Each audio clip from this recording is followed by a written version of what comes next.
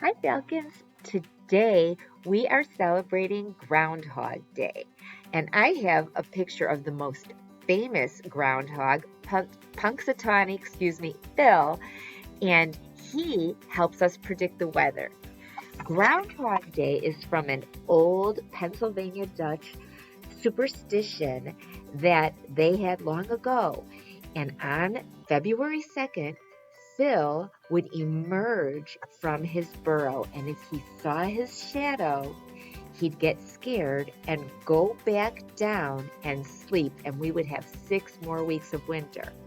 But if he did not see his shadow, well, then it was said we would have an early spring. Make sure you check and see what Punxsutawney Phil did today. And we are going to get started on a wonderful watercolor project using Crayon Resist and Crayons for Detail again. And I hope you guys have a great time. Hi, Falcons. Today you will need the following: a white sheet of paper, your watercolor paints and a brush, a cup for water, a protective surface so you don't ruin the table you're working on, and some crayons. Gather your supplies. We are ready to get started. And as you can see, I have my paint and water ready to go. An important thing to remember is to use a lot of water and be gentle with that brush. We do not want to be digging and scooping out our paint. We want to be gentle and use a lot of water because a little goes a long way.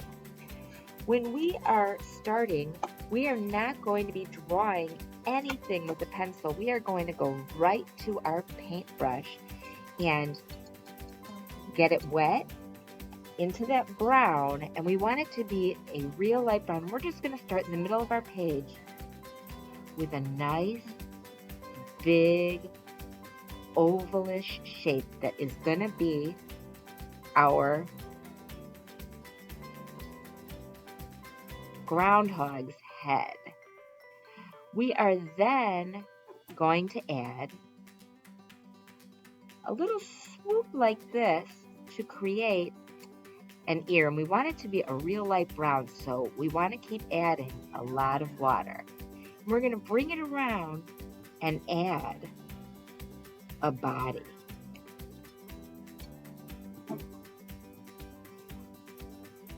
Here we go. Adding that color to give our groundhog his nice brown body. If you're not happy with it, you can go back in and make it a little different shape if you want to. And we're going to also want to make sure we add an arm for our groundhog, so we'll have that arm sticking out. Now, without even really cleaning our brush, we'd want to wet it again and put it in the black, and we're going to create that hole that the groundhog is coming out of in the ground. He's in a burrow. They call it a burrow. We want to add that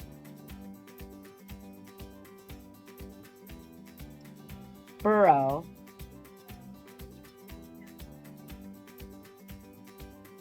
so it looks like he's coming out of the ground.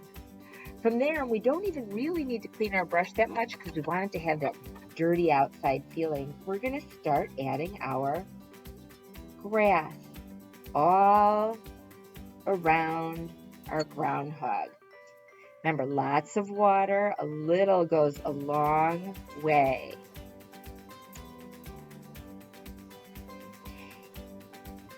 If you want to, I have 2 shades of green in mine. You could add some different shades of green.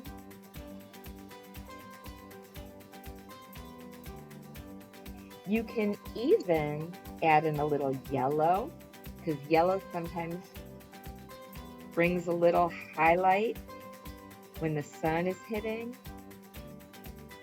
So we want to have our grass covered. From there, we are going to let it dry a little bit and grab ourselves a black crayon. We are then going to just, using a crayon, add a little triangle on the tip there. We are then going to add a little mouth, an eye, and just that ear. From there, we are really going to let it dry a good 10 minutes before we continue. So what I would suggest is taking 2 days to do this project. I would pause and let it dry.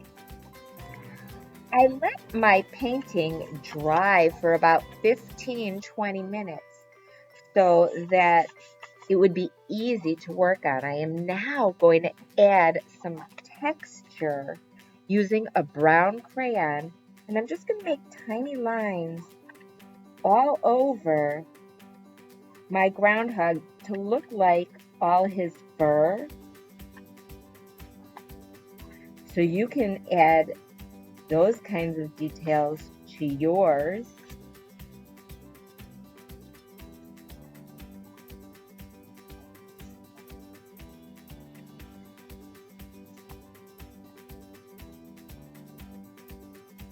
And we just want to make it look like our groundhog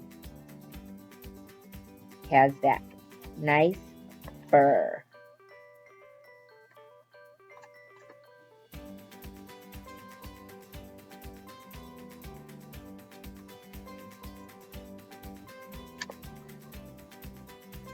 From there, I am going to start adding a detail. You can add whatever detail you want, but we want to use crayons because when we go back to watercolor the sky, we want that crayon resistance to happen. Remember how the watercolor will not stick to the wax of the crayon? So we want to do that, and you can add whatever you want. In this one, I added an umbrella like it was raining out, but if you want to, you can make him holding a beautiful flower. You can add some flowers to the ground.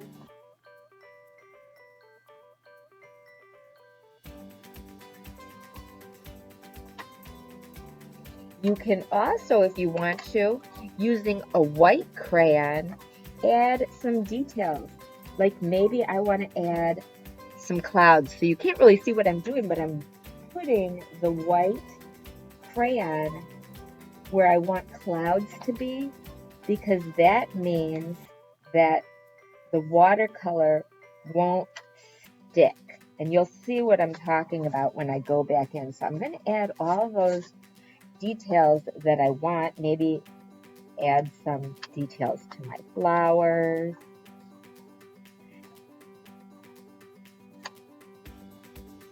And then I'm going to put my crayons down and go back with that watercolor paint.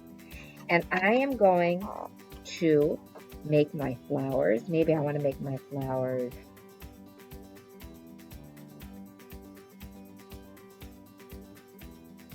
maybe a red.